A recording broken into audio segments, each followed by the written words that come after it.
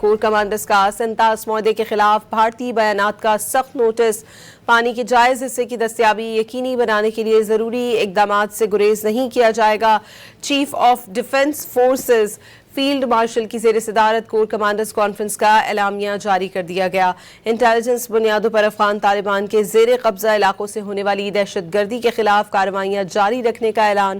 معرکہ حق میں عبرتناک شکست کے بعد دشمن ہائبرڈ وارفیئر اور جھوٹے بیانیوں کی مدد سے بدامنی پھیلانا چاہتا ہے۔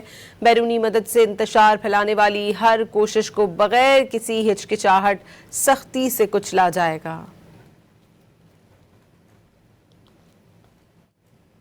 معرکہ حق میں عبرتناک شکست کے بعد دشمن جھوٹے بیانیوں سے بے امنی پھیلانا چاہتا ہے۔ انتشار پھیلانے والی ہر کوشش کو کچلا جائے گا۔ فیلڈ مارشل عاصم منیر کی زیر صدارت 276 میں کور کمانڈرز کانفرنس سے خطاب میں فیلڈ مارشل عاصم منیر نے واضح کر دیا کہ پاکستان کی خود مختاری اور قومی مفادات کا ہر قیمت پر تحفظ یقینی بنایا جائے گا۔ کور کمانڈرز کانفرنس کے مطابق خطے میں پائیدار امن و استحکام افغان طالبان کے زیر تسلط زمین پر بھارتی پراکسیوں کی روک تھام سے مشروط ہے۔ پاکستان دہشت گردی کے خلاف اپنی عوام کے تحفظ اور دفاع کا مکمل حق رکھتا ہے۔ کانفرنس میں کشمیر کو پاکستان کی شہر قرار دیا گیا۔ ISPR کے مطابق فورم نے مقبوضہ جموں و کشمیر میں جاری انسانی حقوق کی سنگین خلاف ورزیوں کی سخت الفاظ میں مذمت کی۔ فورم نے مقبوضہ کشمیر میں یک طرفہ آبادیاتی تبدیلی کی پالیسیوں کو مسترد کرتے ہوئے اس کی بھی مذمت کی۔ کانفرنس کے شرکاء نے 47 معاہدے سے متعلق بھارت کے بیانات کا نوٹس لیا۔ کانفرنس کے مطابق جائز پانی کے حصے کی دستیابی یقینی بنانے کے لیے تمام ضروری اقدامات کرنے سے قطعاً گریز نہیں کیا جائے گا۔